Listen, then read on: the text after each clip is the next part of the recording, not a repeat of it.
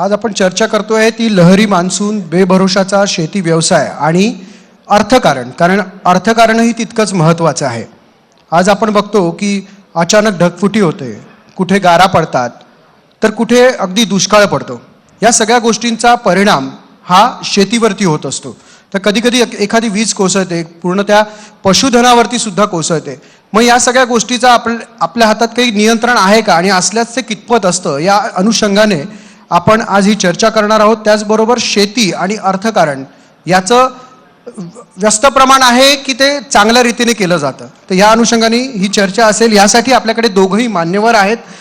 Doctor JF Patil sir आहेत, जे कृषी अर्थशास्त्रज्ञ म्हणून ओळखले जातात. स्वतः शिवाजी विद्यापीठाचे ते HOD राहिलेले आहेत, इकॉनॉमिक्स डिपार्टमेंटचे. त्याचबरोबर डॉक्टर रामचंद्र साबळे सर हे आपल्यासोबत आहेत. हे माजी हवामान प्रमुख आहेत डिपार्टमेंट ऑफ ॲग्रिकल्चरल मेट्रोलॉजीचे, आणि यांनी स्वतः रेनफॉल फोरकास्टिंग ह्या विषयात संशोधन केलं आहे. तो त्यांचा हातखंडा आहे आणि त्या बाबतीत सुद्धा ते आपल्याला मार्गदर्शन करणार आहे. सर, मी सुरुवात रामचंद्र साबळे सरांकडनं करतो. साबळे सर, शेती आणि हवामान ह्यांचं महत्त्व एकमेकांशी कितपत आहे?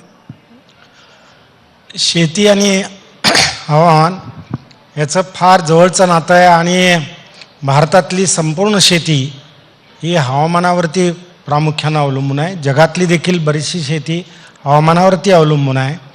आणि जेव्हा अनुकूल हवामान असतं तेव्हा उत्पादन अधिक येतं, जेव्हा प्रतिकूल हवामान असतं तेव्हा उत्पादन कमी येतं. गेल्या वर्षाचं आपलं ऊसाचं उच्चांकी उत्पादन यायला दर महिन्यात झालेला पाऊस ऊसाच्या पिकाला फायदेशीर ठरला, पण दर महिन्यात झालेला पाऊस द्राक्षाच्या पिकाला हानिकारक ठरला. मग शेतीमध्ये मगाशी त्याच्यावरही चर्चा झाली. कृषी मंत्री महोदय त्यांनी पण काही गोष्टी सांगितल्या, आणि मलाही काही त्या बाबतीत द्राक्षाच्या बाबतीत स्पेशली सांगायचं आहे की मी जेव्हा associate director of research Mahatma Phule कृषी विद्यापीठाचा होतो, आणि मग आम्ही नाशिकच्या आपलं पिंपळगाव बसवंत जे स्टेशन आहे तिथं, आता म्हणजे ही गोष्ट आहे 2005ची किंवा 3ची 4ची, आज 2022 आहे, 20 वर्ष झाली. आज तो विषय निघाला की आपण वरनं कव्हर केलं तर काय होईल. त्यावेळेला हे प्रयोग मी घेत होतो पिंपळगाव बसवंतला, की आपण जर वरनं कव्हर केलं, त्याला प्रोटेक्टेड कल्टिवेशन असा शब्द आहे. प्रोटेक्टेड कल्टिवेशन हा ॲग्रिकल्चर कॉलेज पुण्याचा मी प्राचार्य होतो, आणि ॲग्रिकल्चर कॉलेज पुण्याला देखील प्रोटेक्टेड कल्टिवेशनचं 8 ते 9 एकरवरती क्षेत्र आहे.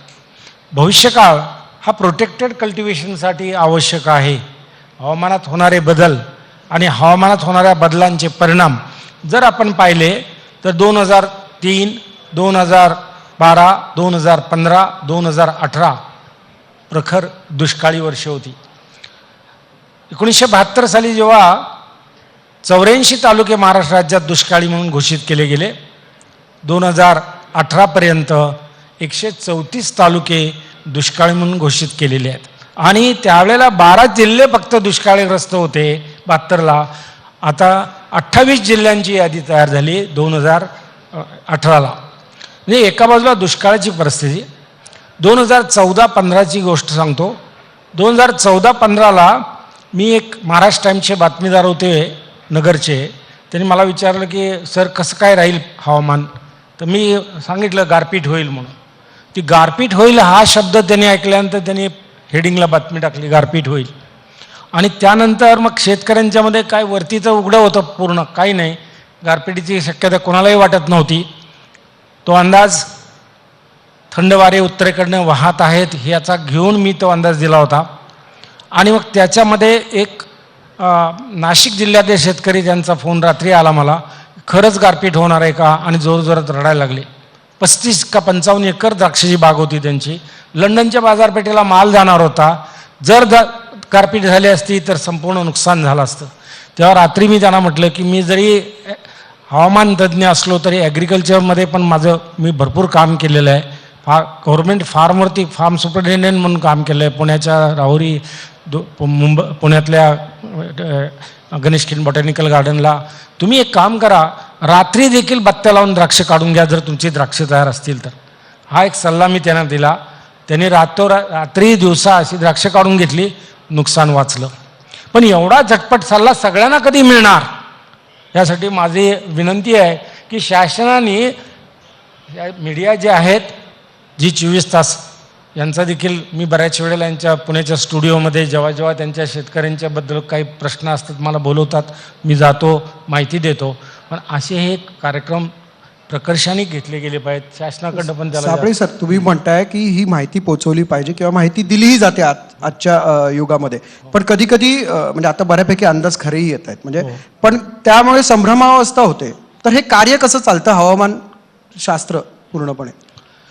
एकूण हवामानाचे जे घटक आहेत, मग तापमान असेल, आर्द्रता असेल, त्याचप्रमाणे सूर्यप्रकाशाचा कालावधी असेल, त्याचबरोबर वाऱ्याचा वेग असेल, वाऱ्याची दिशा असेल, याचं वेधशाळांमध्ये याची नोंदणी केली जाते दररोजची.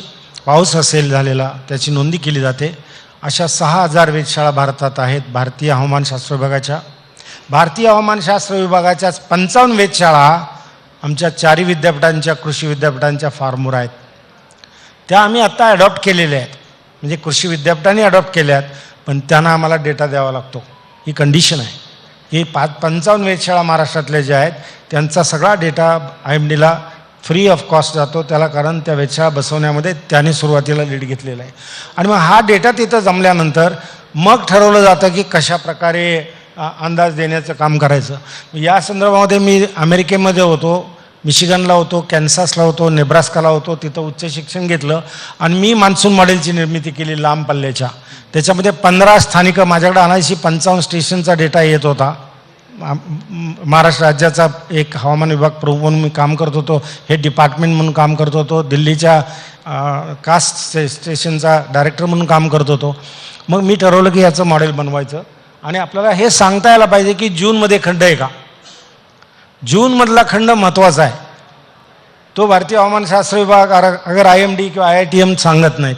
मग आपल्या मॉडेलमध्ये ते क्लिअर येतं की जर वाऱ्याचा वेग मार्च, एप्रिल, मे महिन्यामध्ये, आता ते करायला आम्हाला वर्ष गेलेलं आहे, मार्च, एप्रिल, मेमध्ये जर 1 किंवा 2 किलोमीटर एवढाच नोंदला गेला असेल तर हमखास जूनमध्ये खंड आहे. आणि थोडक्यात असलेली माहिती, जी संशोधनाची माहिती असते, ती तितकीच तत्परतेने जनतेपर्यंत पोहोचवणं गरजेचं असतं आणि ते त्याचं पायोनियर तुम्ही आहात असं म्हणायला हरकत नाही. सर, मी तुमच्याकडे येतो. पाटील साहेब, आणि आणखी एक सांगायचं आहे मला की याचं भारतातलं एकमेव पेटंट माझ्या नावावर आहे, रामचंद्र साबळेंच्या नावावर आहे. लांब पल्ल्याच्या स्थानिक ठिकाणचा पावसाचा अंदाज देणारं मॉडेलचं पेटंट माझ्याकडे आहे. आणि हे 4 विद्यापीठांची जी वेधशाळा आहेत त्यातल्या मी जेव्हा तपासल्या तेव्हा 55 पैकी फक्त 15 वेधशाळांमध्येच हे आत्ता मगाशी मी जे हवामान घटक सांगितले याच्या नोंदी होत आहेत. दुर्दैवी परिस्थिती आहे.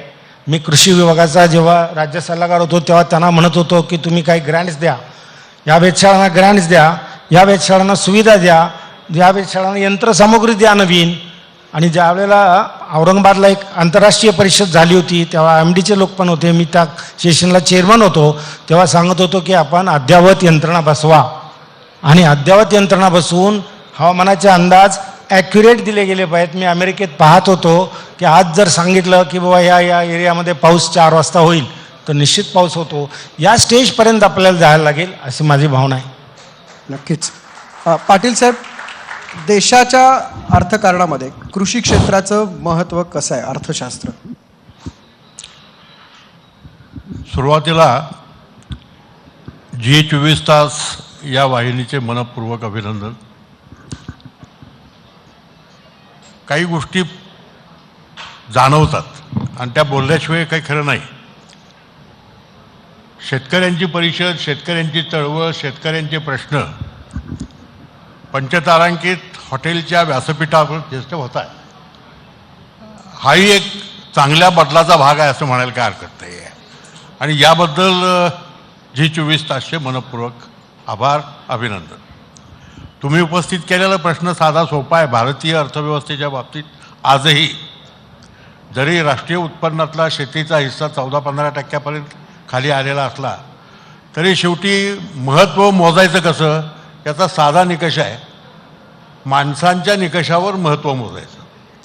आणि आजही शेती 60% रोजगार या देशातला निर्माण करते.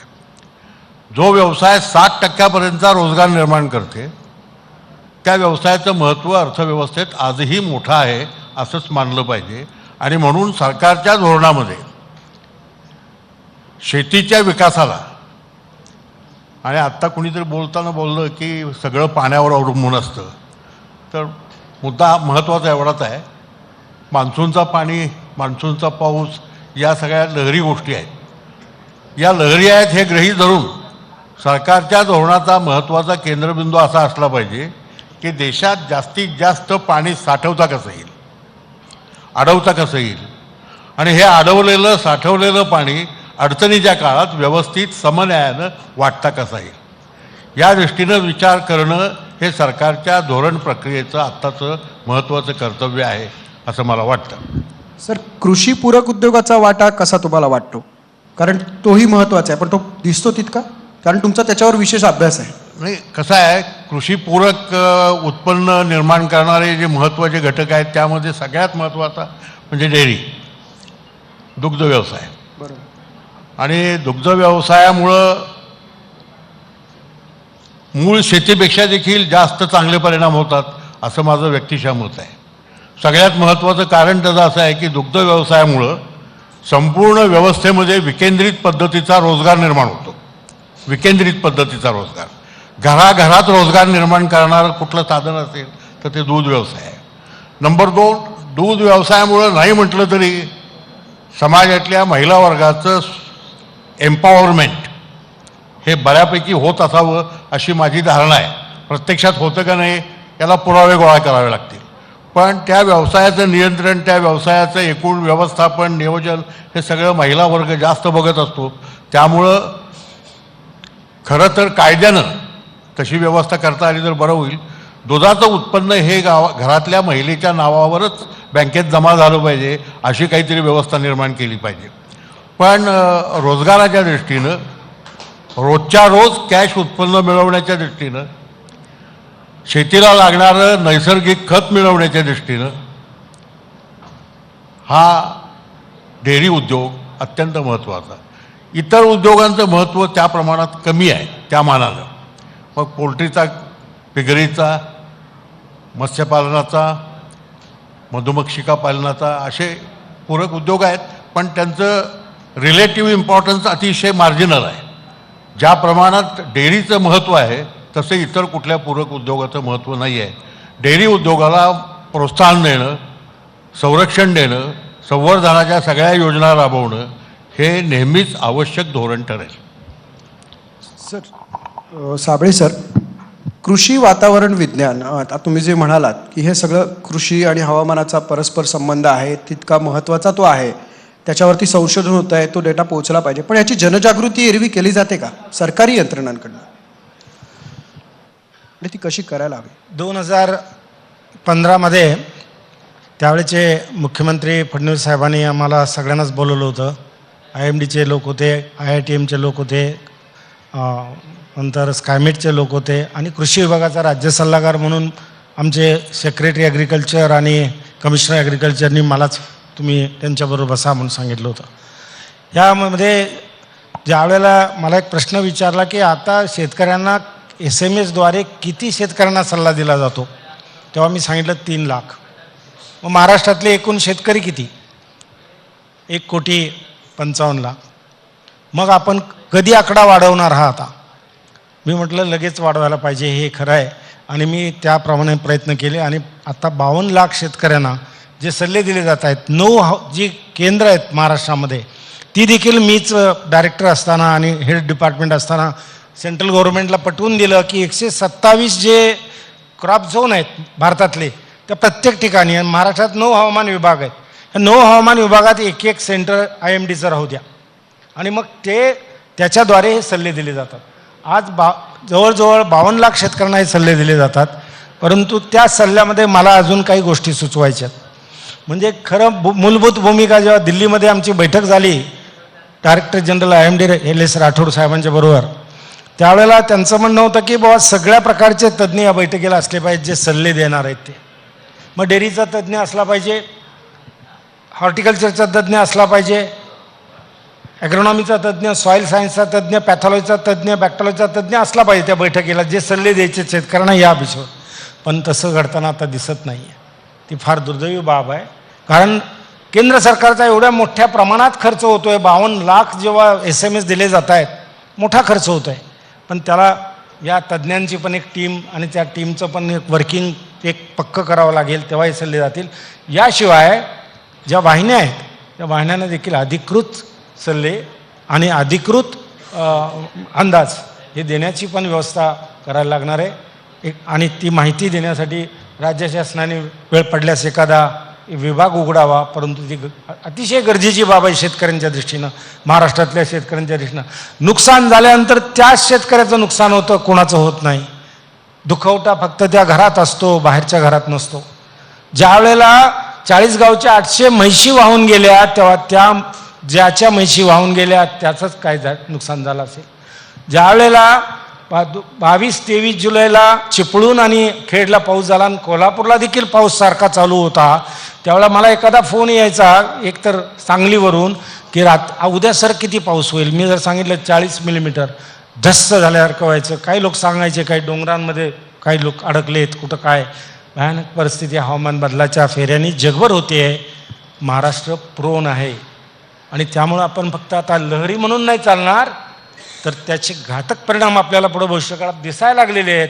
या 21व्या शतकात गेल्या 3 वर्षात 2019ला आम्ही 31 जुलैला मंत्रालयात या संदर्भात बसलो होतो की मराठवाड्यात आर्टिफिशियल कृत्रिम पाऊस पाडला जावा अशी माझी मागणी होती.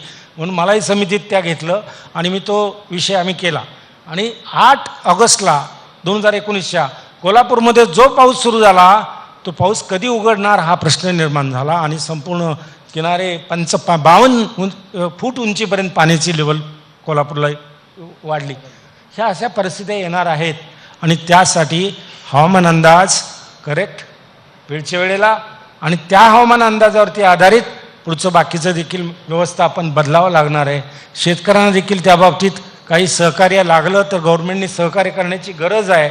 उदाहरणार्थ समजा पिकच वाहून गेली तर त्याला बियाणं खर्च इतर खर्च ताबडतोब मिळाला पाहिजे. पुन्हा उघडी झाल्यानंतर नंतर 4 महिन्यांनी मिळाल्यानंतर मग तो शेतकरी कसं काय पेरेल, कधी होईल, असं सगळ्या गोष्टी आहेत. म्हणजे आता आपल्याला बदलावं लागेल, पीक पद्धतीत बदलावे लागतील, नंतर या व्यवस्थापन पद्धती बदलाव्या लागतील. शेतीपूरक तुम्ही घेतलेला हा कार्यक्रम खूप चांगला कार्यक्रम आहे सर. आणि तुम्ही जे सगळं म्हणताय या बदलांसाठी एका अर्थसंकल्पाची गरज असते, प्रभावी अर्थसंकल्पाची. कृषी अर्थसंकल्प म्हणून विशेष असं काही करण्याचं गरज आहे का? कृषी धोरणामध्ये एकंदरीत बदल करण्याची गरज वाटते? काही लोक अशी मागणी करतात, पण बेसिकली अर्थशास्त्राचा विद्यार्थी म्हणून माझी भूमिका अशी आहे की कुठल्या तरी क्षेत्रासाठी स्वतंत्र अर्थसंकल्प करणं या भारताच्या इतिहासामध्ये फक्त रेल्वेचा अर्थसंकल्प पूर्वीच्या काळी स्वतंत्र होता. त्याचं कारण वेगळं होतं. त्यावेळची ब्रिटिश व्यवस्था, ब्रिटिश कंपन्यांची मालकी वगैरे वगैरे. आजच्या परिस्थितीमध्ये देशाचा अर्थसंकल्प हा सर्वसमावेशकच असला पाहिजे. कृषी अर्थसंकल्पासाठी म्हणजे त्या अर्थसंकल्पामध्ये कृषी क्षेत्रासाठी किती ॲलोकेशन द्यायचं हा राजकीय निर्णयाचा भाग असतो. आणि कृषीचं महत्त्व रोजगाराच्या दृष्टीने इतकं मोठं असेल आणि नुसतं रोजगाराच्या दृष्टीने नाही आहे, कृषीचे ज्याला आम्ही एक्सटर्नल इफेक्ट म्हणतो, बाह्य परिणाम म्हणतो, ते समाजाच्या संपूर्ण व्यवस्थेवर पसरत असतात. त्यामुळं कृषीसाठी धोरण ठरवताना अधिक सवलतीचं, अधिक उदार, अधिक मदतीचं, थोडंसं आउट ऑफ द बॉक्स विचार करून कृषीचं धोरण ठरवण्याची गरज आहे.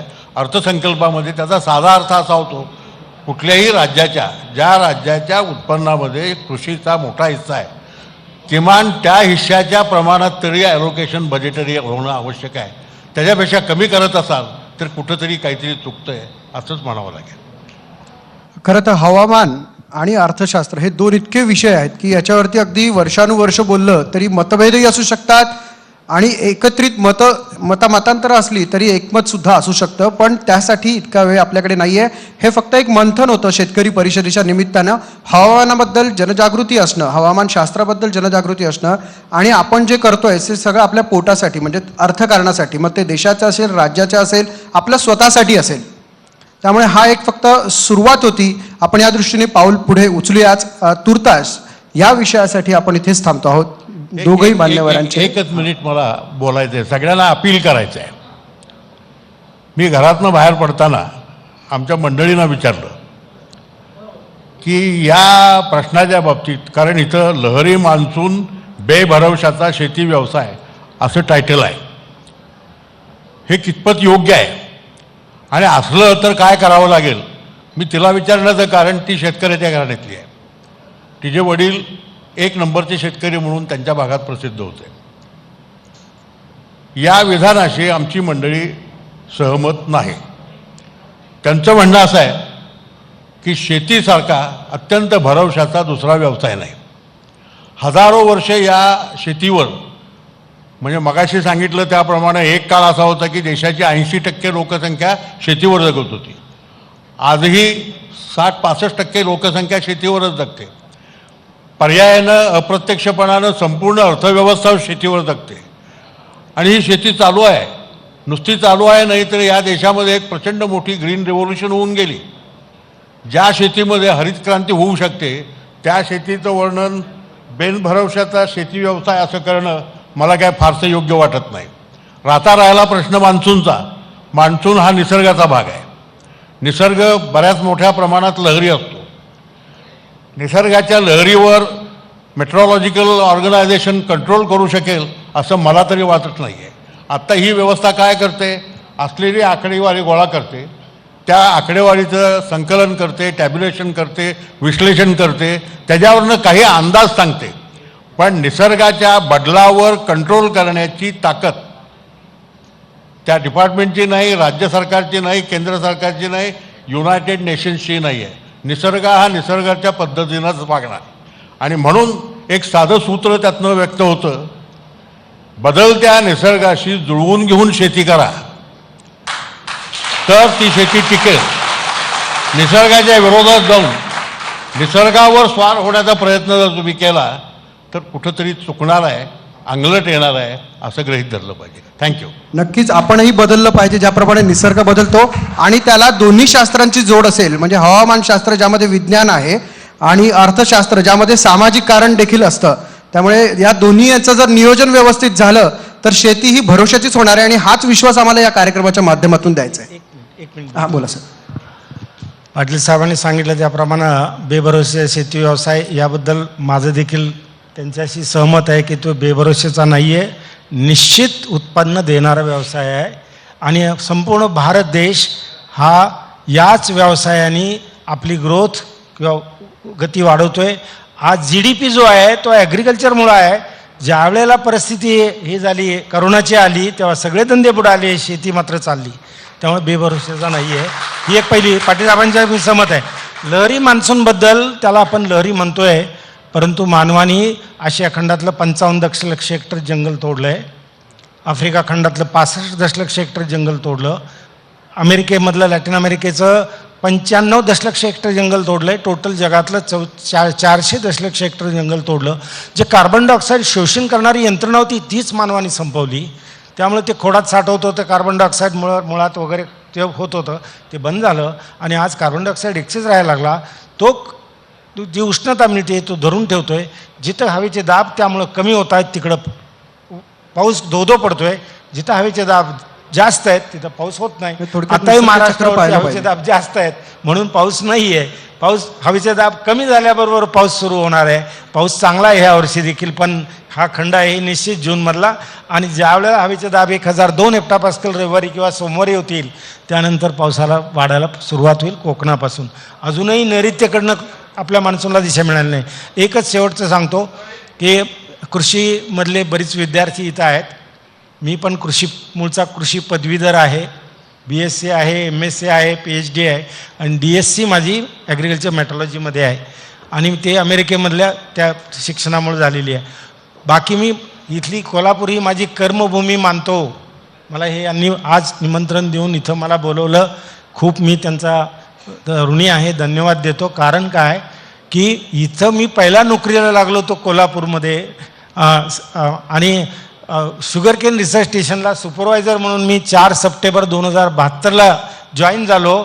आता 50 वर्ष होतील मी अजूनही कार्यरत आहे नोकरी रिटायरमेंट नंतर, आणि ही कोल्हापूर भूमीचा आशीर्वाद आहे मला, म्हणून हे सगळं चाललं. सर, कोल्हापूर आहे आणि महाराष्ट्र भूमीचाही तुम्हाला आशीर्वाद आहेच. काही महालक्ष्मीचा आशीर्वाद आहे इथला, नक्कीच, नक्कीच. आणि महाराष्ट्राचा आशीर्वाद आहे. सर, आपण दोघंही मान्यवर आलात. विद्यार्थ्यांना आणि सगळ्यांना प्रश्न आहेत, पण वेळेअभावी आपण ते घेऊ शकत नाही. एक प्रश्न विचारायचा आहे. हां, चांगला पाऊस आहे. ऑगस्ट, सप्टेंबर, ऑक्टोबर, 15 ऑक्टोबर ते पर्यंत चांगला पाऊस होईल. विचारा. हां सर, मी राजकुमार ढवळे सांगलीमधून आलो आहे. आमचं द्राक्षाचा एरिया आहे सगळा. पाठीमागच्या वर्षी अति पाऊस झाला, त्यामुळे द्राक्षाचं फार मोठं नुकसान झालं. तर एक आपल्याकडून एक अपेक्षा आहे की ऑगस्ट, सप्टेंबर, ऑक्टोबर, नोव्हेंबर या 4 महिन्यात सांगलीमध्ये कसा पाऊस पडेल याचा जरा अंदाज सांगितलं तर बरं होईल.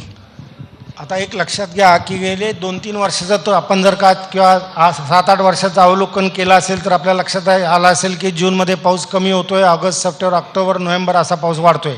हा एक चेंज आहे, ज्याला आपण म्हणतो क्लायमेट चेंज, हवामान बदल, तो हा बदल आहे.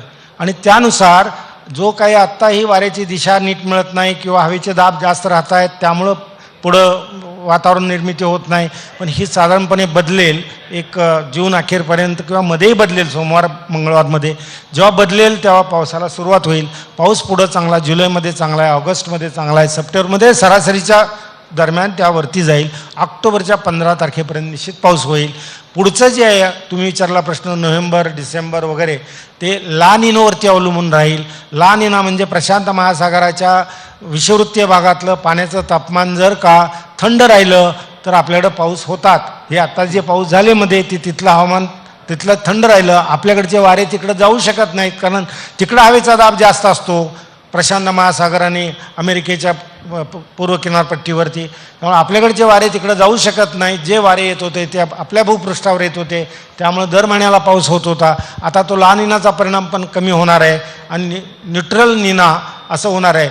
आपलं एल निनो म्हणजे तिथलं समुद्राच्या पाण्याचं तापमान वाढणं, तिथं हवेचे दाब कमी होणं आणि आपल्या संपूर्ण हिंदी महासागरावरचे वारे तिकडं निघून जाणं, सगळं बाष्प घेऊन, आणि आपल्याकडे दुष्काळ पडणं.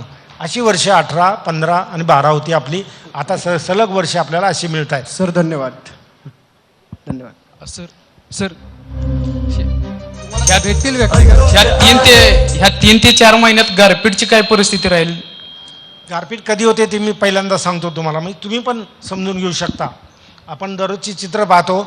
जेव्हा उत्तरेकडचे वारे यायला सुरुवात होते तेव्हा थंड वारे असतात, आणि दक्षिणेकडनं येणारे ढग आणि उत्तरेकडचं येणारे थंड वारे त्यात मिसळले की गारपीट होते. आणि त्याच्यावरच तुम्ही 2014 आणि 2015चे अंदाज दिले होते की मराठवाडा, विदर्भ आणि या भागात गारपीट होईल. ते खरी ठरली. तुम्हीही त्याच्यावर लक्ष ठेवू शकता, तेव्हाच गारपीट होते, अन्यथा गारपीट होत नाही. धन्यवाद. बहिणाबाईंची जात्यावरची ओवी म्हणजे